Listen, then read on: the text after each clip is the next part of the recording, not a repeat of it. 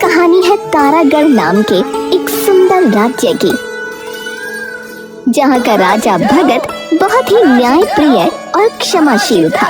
उसी राज्य के एक गांव में रहता था विनय, जो कि पेशे से मोची था और उसके परिवार के नाम पर सिर्फ उसकी माँ थी। अच्छा चलता हूँ माँ, शाम को आऊंगा। बेटा, आज थोड़े ज्यादा पैसे लेकर आना। मेरी तबीयत दिन पर दिन बिगड़ रही है, मुझे दवाई की जरूरत है। ठीक है माँ, आप फिक्र मत करो, आज मैं औषधि लेता हुआ ही आऊंगा वैद्य जी के पास से। ठीक है, मैं इंतजार करूंगी। विनय घर से निकल गया।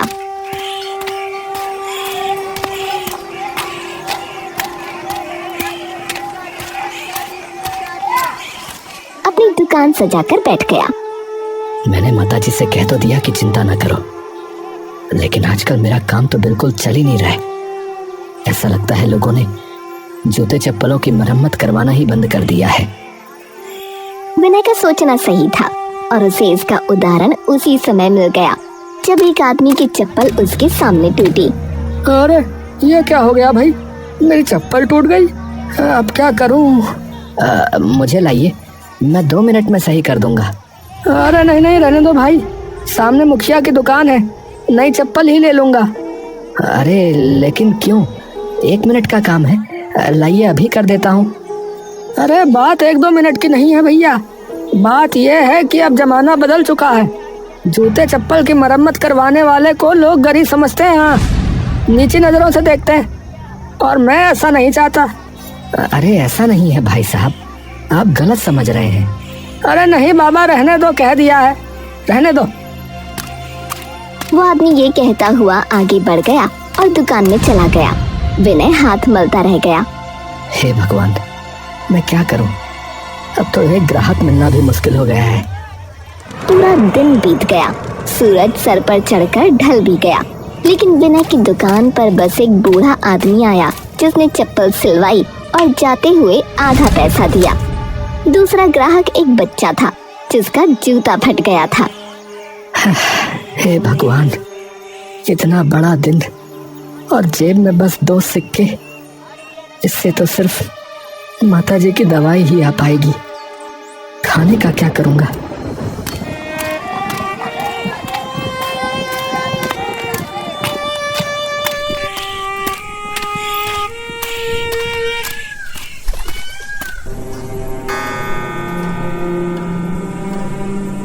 उसने वैद्य जी से जाकर माँ की दवा ली और घर की ओर चल पड़ा। रास्ते में उसके कदम भारी हो चुके थे, जैसे हर कदम उसकी बेबसी की गवाही दे रहा हो। माँ, बस तुम्हारे लिए ही तो कर रहा हूँ ये सब, वरना मेरा क्या ही है।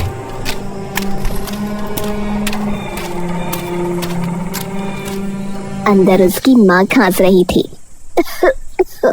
सर झुकाकर विनय ने कहा, माँ, घर में कुछ खाने को है या नहीं? अरे बेटा, घर में कुछ होता तो बात ही क्या थी, तू नहीं लाया क्या कुछ? तभी सामने से पड़ोसी रतन आता है।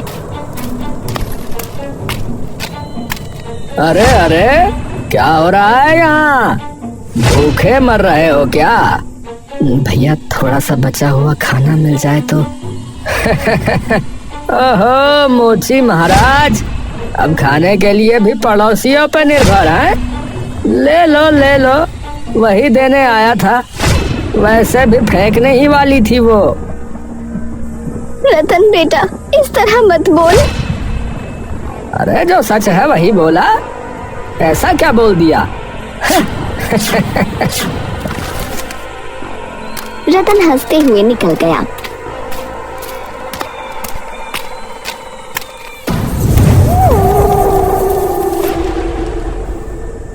विनय उस रात चुपचाप खाना खाकर सो गया। आंखें बंद थीं, पर दिमाग में रतन की आवाज गूंज रही थी।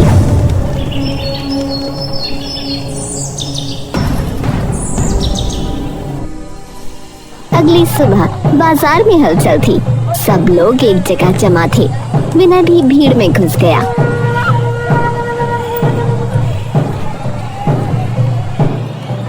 अरे सुनो मेरे प्यारे गांव वालों, शहर से लाया हूँ जादुई यंत्र। हाँ, इसमें जूता डालो और 2 पल में नया बनकर बाहर आएगा भैया। अब किसी मोची वोची की आवश्यकता नहीं। हाँ है? अरे वाह, ये तो कमाल है भैया। अरे मोची का तो काम ही खत्म भैया, फिर इसका मतलब। ये सुनकर विनय के पैरों तले जमीन खिसक गई। उसकी आंखें नम हो गईं। वो सीधा मुखिया के पास गया। मुखिया जी, आपने ऐसा क्यों किया? मेरा तो धंधा ही खत्म हो जाएगा। धंधा? अरे कौन सा धंधा? वही जिसे करके तुम बहुत अमीर हो गए थे, वही।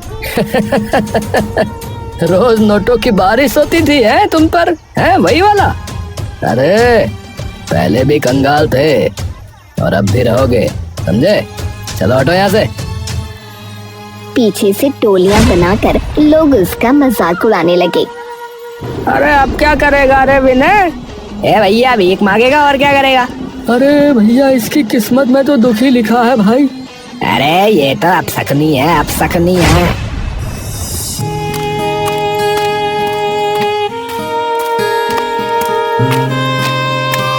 विनय भारी मन से घर पहुंचा।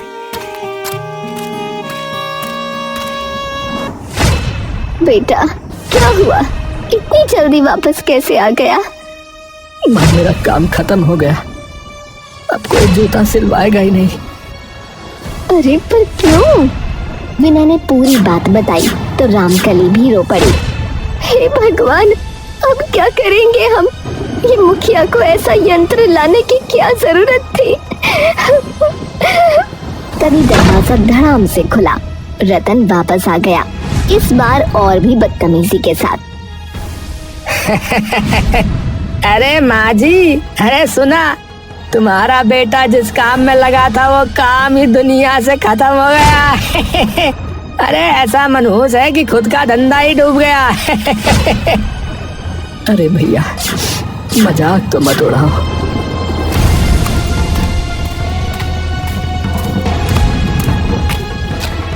भगवान जाने सब क्या हो रहा है और क्यों हो रहा है।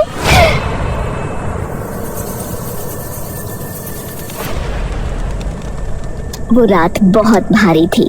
रामकली सो नहीं पाई। विनय भी छत घूरता बैठा रहा।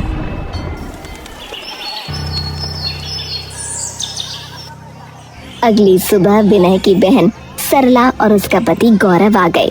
दोनों घर में कदम रख ही रहे थे कि दहलीज पर रखे विनय के औजारों में से एक टांका लगाने की सुई गौरव के पैर में चुभ गई। अरे ये क्या है? गौरव लड़खड़ाया और दरवाजे से जा टकराया, जिससे उसके सर से खून आ गया। सरला तो ये देखकर जैसे बिदक पड़ी। हे भगवान, मेरे पति को इस घर में कदम रखते ही चोट लग गई। मनहूसियत फैली है यहाँ। मैं इस घर में 1 मिनट नहीं रुकूंगी। चलिए जी यहाँ से। अरे दीदी, अरे रुक जाओ, मेरी गलती नहीं है। अरे दूर रह, मनहूस कहीं के। दोनों पलटकर देखते हुए निकल गए।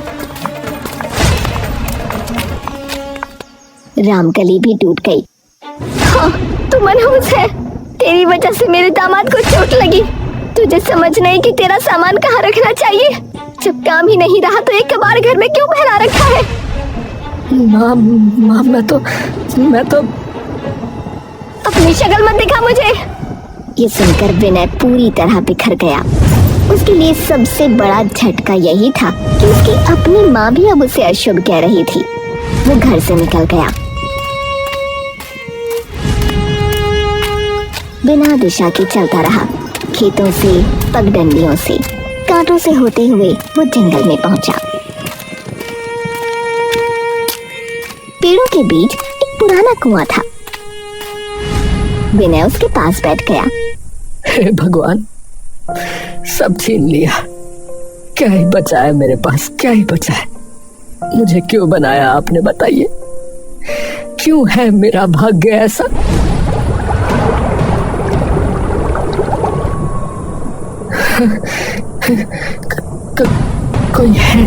कोई है क्या? अचानक उसका पैर फिसल गया। वो धड़ाम से कुएं में गिर पड़ा।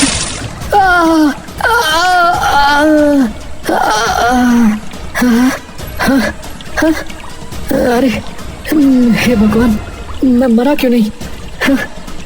गिरकर भी मैं बच कैसे गया? क्या सच में इतनी मनहूस किस्मत है मेरी? पर अब मैं बाहर कैसे जाऊंगा? क्या जिंदगी में कोई रास्ता है भी या नहीं? कुएं की नमी भरी दीवारों के बीच विनय लगातार रो रहा था। कभी अपने माथे पर हाथ मारता, कभी ऊपर देखकर आसमान को गरियाता। उसकी आवाज कुएं में गूंज रही थी, जैसे दुख की कोई प्रचंड लहर उठ रही हो। हे भगवान, क्यों बनाया मुझे आपने? क्यों भेजा मुझे इस दुनिया में? मैं किस जन्म का पाप भोग रहा हूँ भगवान? तभी पीछे पानी में हल्की टर टर की आवाज हुई। एक हरे रंग का मेंढक, जिसकी बड़ी चमकदार आंखों में अजीब चमक थी। अरे मेंढक, तू भी मुझे चिढ़ाने आया है ना? चिढ़ा ले, मार दे, बस खा ले, जो करना है कर ले, जो करना है कर ले। शांत हो जाओ मनुष्य, मैं तुम्हें नुकसान नहीं पहुंचाऊंगी। मेढक बोल रहा है। कहीं मैं सच में मर तो नहीं गया? भगवान, मैं असल में एक परी हूँ, श्रापित परी। एक दुष्ट राक्षस ने मुझे मेंढक बना दिया, क्योंकि मैं उसकी जादुई किताब चुराते हुए पकड़ी गई और उसके जाल में फंस गई। उसने मुझे मेंढक बनाकर इस कुएं में डाल दिया। बचने का तरीका सिर्फ एक था कि जब कोई इंसान मुझे छुएगा तब मैं अपने असली रूप में लौट पाऊंगी। मुझे कुछ समझ में नहीं आ रहा है। बस मुझे छू लो। विनय कुछ पल डरता रहा, फिर धीरे से उस मेंढक को छुआ। उसके हाथ के छूते ही चमकदार रोशनी निकली, मेंढक गायब हो गया और उसकी जगह एक सुंदर परी प्रकट हुई। मैं मुक्त हो गई। तुमने मेरी सालों पुरानी कैद तोड़ दी। फिर उसने विनय का हाथ पकड़ा और उड़कर उसे कुएं के बाहर ले आई। अब बताओ, तुम अपनी किस्मत को क्यों कोस रहे थे? क्या बताऊं देवी, मेरी माँ बीमार है, मेरे पास काम नहीं है और लोग मुझे मनहूस कहते हैं। पड़ोसी ताने देते हैं, बहन तक अब शकुनी कहकर चली गई। और तो और मेरा धंधा, मोची का काम भी पूरी तरह से खत्म हो गया है। तुमने मुझे आजाद किया है विनय, तुम्हारे लिए मैं कुछ भी कर सकती हूँ। बोलो, तुम्हें क्या चाहिए? एक महल जिसमें तुम अपनी माँ को लेकर राजाओं जैसा जीवन बिताओ? नहीं, मुझे महल नहीं चाहिए। मैं बस इतना चाहता हूँ कि मैं अपनी माँ का इलाज कर सकूं और अपने काम से पैसा कमा सकूं। मेरी कला ही मेरा सहारा है। आजकल कौन ऐसा इंसान मिलता है जो महल को ठुकरा दे? तुम सच में बहुत प्यारे और सच्चे हो विनय। परी ने अपनी चमकदार छड़ी घुमाई, हवा में सुनहरी रोशनी भर गई। सुनो विनय, आज से जिस भी जूते या चप्पल को तुम छुओगे वो पल भर में ठीक हो जाएगा। तुम्हारी कला अब दुनिया में सबसे अनोखी होगी। पर मेरे गांव में तो ग्राहक ही नहीं बचे, मैं अब क्या करूंगा?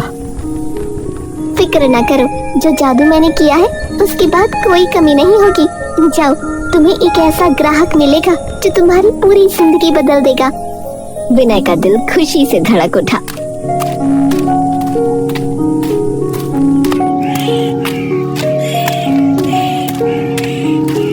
उसने माँ को पूरी कहानी सुनाई, लेकिन माँ अब भी गुस्से में थी और उसकी बात मानने को तैयार नहीं थी। तेरे दिमाग में भूत घुस गया है क्या? कुएं में परी, जादू? अरे बेटा, भूख ने तुझे पागल बना दिया क्या? कुछ ना बदलने वाला, सब कुछ बर्बाद हो चुका है। माँ, मुझ पर भरोसा करो, सब बदलेगा। तू सपने मत देख, मेरी तबीयत देख, और ये परिवारी कुछ नहीं होती। विनय ने हार नहीं मानी।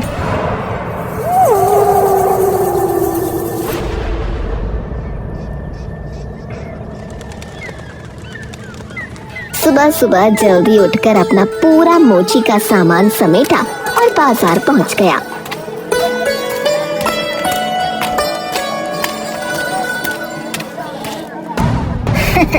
ओहो विनय भाई, है फिर दुकान खोल ली?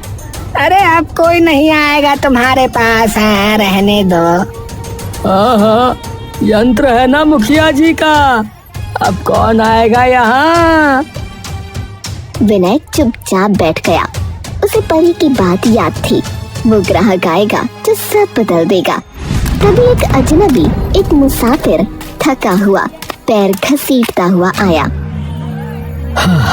भाई जूता फट गया है, ठीक कर दोगे? बिल्कुल कर दूंगा।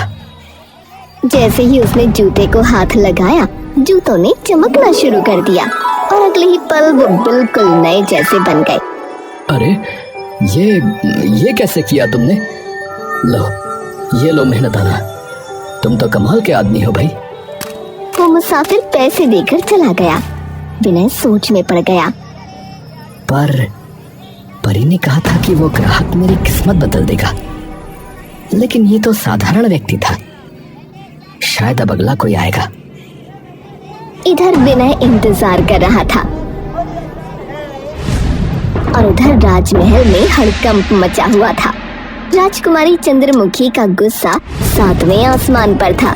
महल की खिड़कियां, दरी, तकिए सब हवा में उड़ रहे थे। ये क्या है? ये कैसे टूट गई?